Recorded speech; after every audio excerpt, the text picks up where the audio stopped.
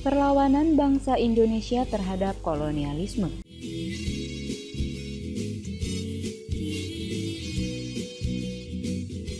Perlawanan bangsa Indonesia terhadap kolonialisme dimulai sejak abad ke-16 ketika para pelaut dan pedagang asing datang ke Indonesia.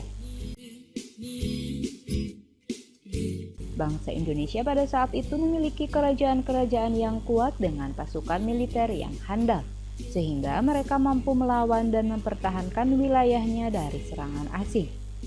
Namun, perlawanan yang paling terkenal dan mematikan terhadap kolonialisme terjadi pada awal abad ke-20 ketika Belanda menjajah Indonesia.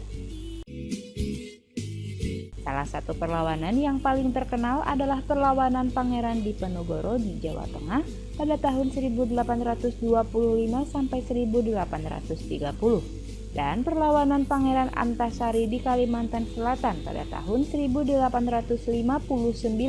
sampai 1863. Namun, perlawanan yang paling besar dan berpengaruh dalam perjuangan kemerdekaan Indonesia adalah perjuangan para pemuda Indonesia di awal abad ke-20.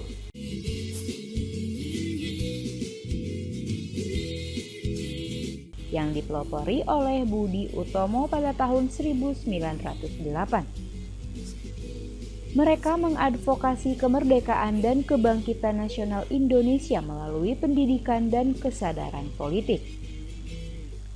Pada tahun 1928, organisasi pemuda Indonesia seperti Sarekat Islam, Partai Komunis Indonesia, dan Partai Nasional Indonesia bersatu di bawah bendera Indonesia Raya dalam Kongres Pemuda II yang menyerukan kemerdekaan Indonesia.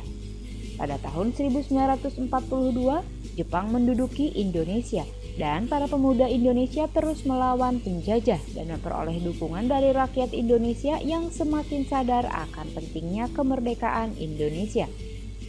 Setelah Jepang menyerah pada akhir Perang Dunia II, Soekarno dan Hatta memproklamirkan kemerdekaan Indonesia pada 17 Agustus 1945.